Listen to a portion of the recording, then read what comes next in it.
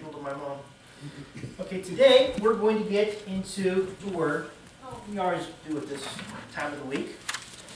Today we're going to look at the book of Judges, and I'm going to be reading sporadically in various places from chapters 13 to 16. The main text is going to be 14 verses 1 to 4 because that gives you the snapshot of what the story is about.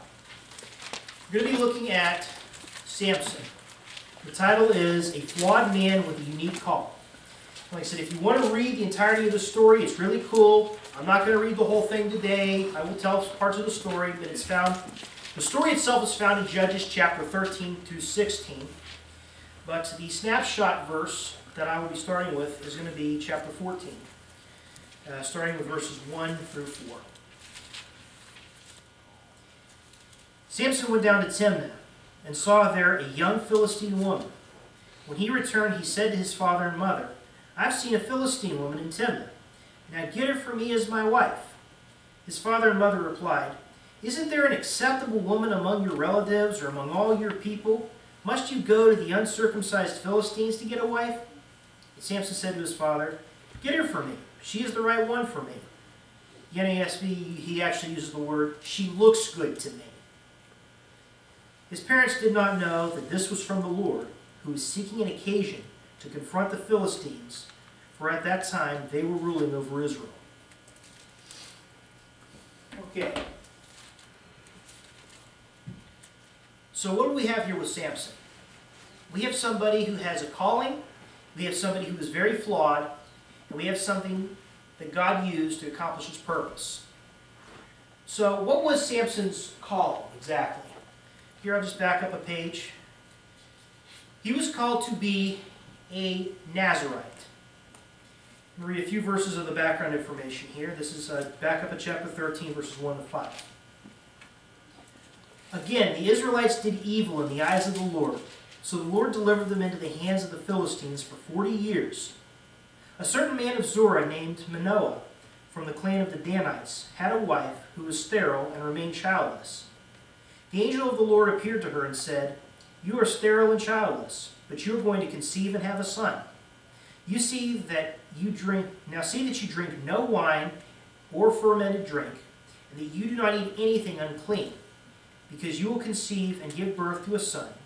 No razor may be used on his head, because the boy is to be a Nazirite, set apart to God from birth, and he will begin the deliverance of Israel from the hands of the Philistines." Okay, the specifics of a Nazirite were given in Numbers chapter 6. A Nazirite was somebody who had a reason to make a vow to God or an oath to God for a particular cause. And if a person did this, they were supposed to not drink any alcoholic beverage. They were not even to eat anything from the vine or anything related to a grape. No razor was to come in contact with their head, at least. It didn't really say about shaving the face. And they were not to touch a dead body. Even if it was their parents who died, they could not bury their parents or do any of these things until their oath was fulfilled, whatever it may be. In Samson's case, his oath was he was supposed to conquer the Philistines, to deliver Israel. So during that time, he can't have alcohol, can't eat grapes, can't shave his head or cut his hair, he can't touch a dead body. God was raising him up as a Nazirite for the purpose of conquest. Yes, he wanted Samson to conquer oppression. The Philistines were oppressing Israel. But there was also something spiritual going on too. What did the Philistines bring with them when they controlled Israel? Gods. The worship of Dagon.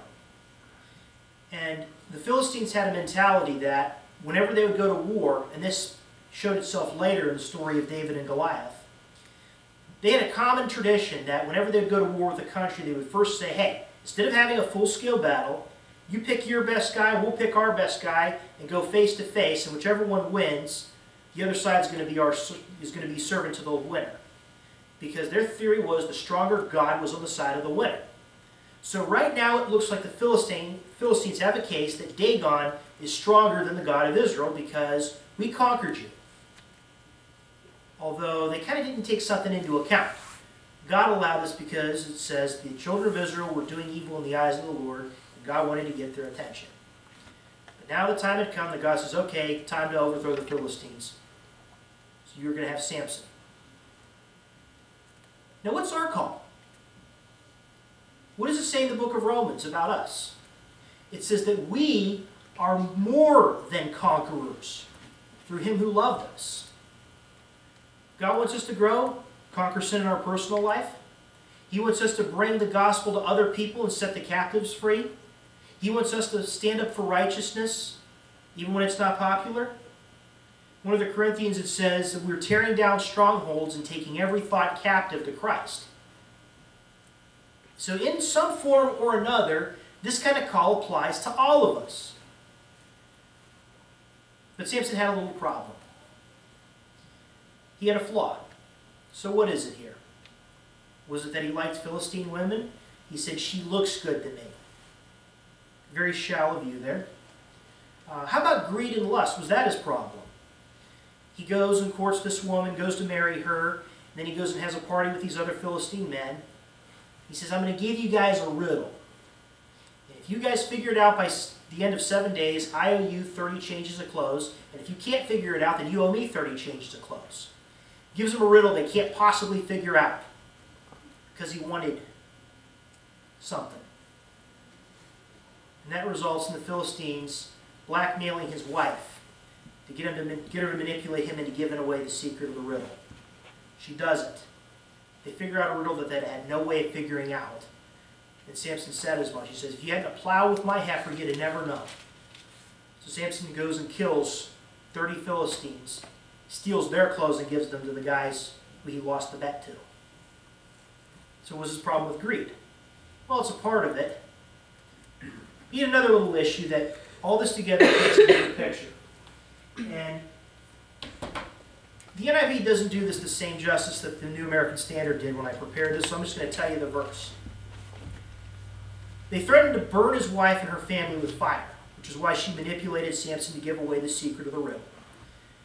And then that happens. And then her dad decides to give her to one of Samson's companions, probably another Philistine. Samson gets mad. Captures 300 foxes, ties them together, ties a fiery torch to them, and runs them loose in Philistine fields. They burn up the wheat field and the vines. Now the Philistines are mad and said, who did this and why? And somebody said, Samson did it. He's the son-in-law of that Timnite because he gave his wife to another man. So now guess who they take their revenge on? Samson's wife and her family. Burns him to death. So then this is what Samson says. Because you've acted this way, I'm going to get my ultimate revenge on you, and then I will stop. What's the problem? What was Samson's calling? What did God want him doing? He wanted him to deliver Israel from the Philistines. Samson's focus is on petty revenge for the here and now. So basically, to summarize it all, he was short-sighted.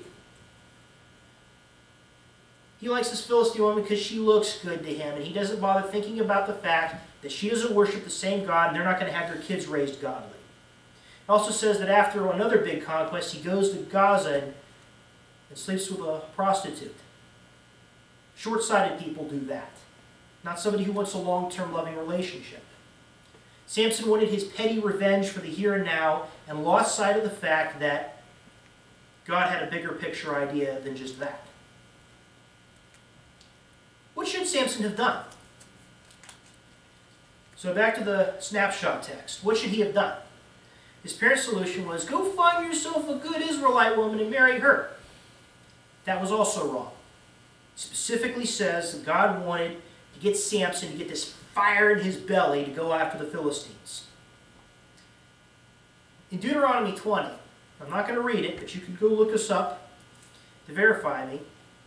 God gave the Israelites specific instructions. He says, when you go to take this land that I'm giving you, I've drawn an outline of what your boundary is. Whoever's inside that boundary, you are to either kill them or drive them off. Do not take any of them as slaves. Kill them or drive them out. But if you end up at war with a country that is outside of that boundary, You offer them peace terms. Offer them surrender terms. If they agree to surrender, those people you can take as slaves and booty. If they don't surrender, you kill all the men with the edge of the sword, and the animals and women and children you can take. Studies have shown that about 90% of people who come to Christ do so when they're under the age of 20, and the other 10% usually have to go through a crisis scenario. When you take away, a lot of feminists are not going to like hearing this. When you take away the usual leader of a family structure, the family becomes shaken. There are many fatherless families where some of them do make it, but they have it a lot harder. God says if a country outside of the boundaries declares war on you, and they don't surrender, they be brought to humility. You take away their leaders, you take away the men, and then you could take the rest of them as booty, because they will be humbled. Better chance that they'll realize maybe we need to follow the God of the stronger country. Where did the Philistines come from? They came from the Aegean Islands, which are now part of Greece. They were the ancient Greeks. You ever heard the story of Achilles? Iliad and the Odyssey? This guy who was immortal because his mom, when he was a baby, picked him up by his heel, dunked him in holy water, and then lifted him up. But because his heel was covered by her finger, that was the one vulnerable spot on his body. So anywhere else you threw a spear at him, you couldn't kill him. But if you hit him in his Achilles heel, then he lost his immortality and then he could be taken out. That's where the term Achilles heel came from. And that story may very well have been inspired by Samson because the Philistines, the early Greeks, were the ones who had to deal with this. They couldn't beat Samson with brute force, so they had to find his Achilles heel. They see that he goes, sleeps with a prostitute, and try to ambush him there. That failed. They got an idea. Found another Philistine woman who he liked. Offered her 1,100 pieces of silver if she could manipulate him into giving away the secret of his strength so he could be overpowered. So she asked him what the secret of his strength is. At first, Samson decides to mess with her. He says, well, get 7 new willow withes that were strands from willow trees that had never been dried. Just tie me up with 7 of those and I'll be weak just like any other man. And she tries it. And then tests him by saying, the Philistines are on you. God's spear comes on him, he snaps these things, and she's all mad, you lied to me! And then she asks him again, and he says, well, get a new rope that was never used, tie me with that, and then that'll do it. She tries that. Same thing, Philistines are on you. Samson snaps the rope, and she's all mad at him for lying again. Okay, right about now you're thinking, something ought to be getting tripped in Samson's head right here. Why is she doing this? She asks him again. He says, well, lock up my hair in some braids and then it'll restrain me. She tries that. Philistines are on you, Samson. Busts free from those. And she's mad at him and he doesn't want to tell her. And she keeps badgering him. And after badgering him, instead of leaving the woman, he finally says, I made an oath to God as a Nazarite. No razor is supposed to cut my head. So, my hair's cut, I lose my strength. Tries it again, and this time it works. God left him for violating his vow. So Samson gets captured. They gouge his eyes out. Yeah. So Samson had a call. Samson had a flaw. Now Samson's in trouble because his flaw had some consequences. But God used Samson's flaws to accomplish the mission that he had in store.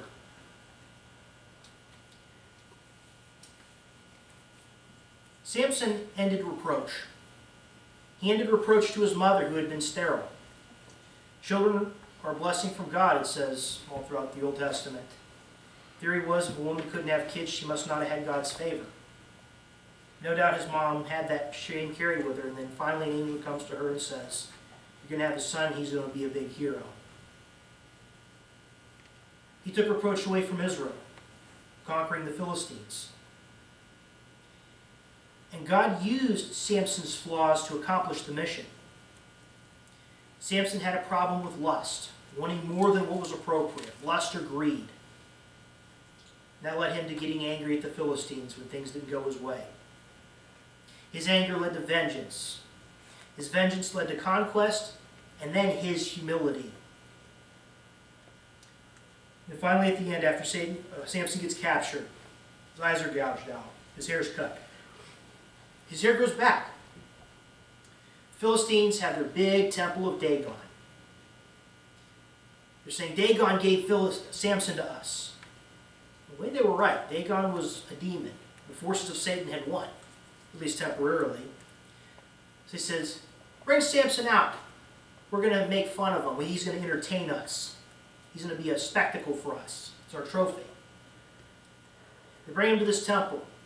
At least 3,000 people are on the roof alone. Down on the first floor, who knows how many? Maybe the same. Samson asks the boy to guide him to putting his hands on pillars. The boy does it. What does Samson pray? God, just one more time. Let me die with my enemies as I do this. But just one more time, give me supernatural strength that I can get revenge for my 2 eyes being gouged out. There it is. Still short-sighted. To the last minute of his life, he was short-sighted. He kept that flaw. But what did God do? God returned to him.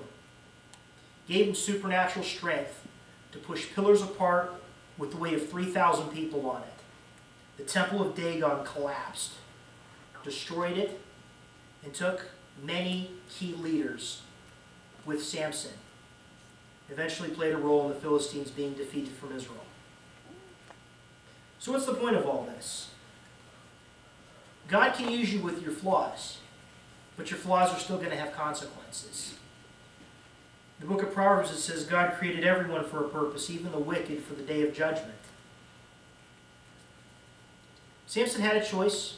He still could have accomplished the mission if he would have just chosen to keep his eye on the main goal of conquering the leaders of corruption. Then maybe later, you see a pretty Philistine girl, talk to her about God. She could have accepted Christ.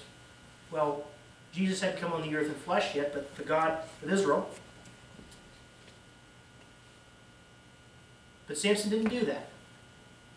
God still accomplished his purpose, but his flaws still brought destruction upon himself in addition to the enemies of God.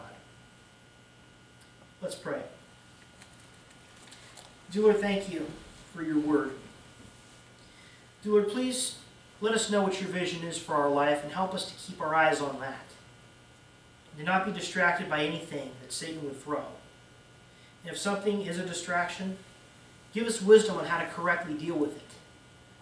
Whether it's ungodly friends, whether it be some job that looks good but has some problems.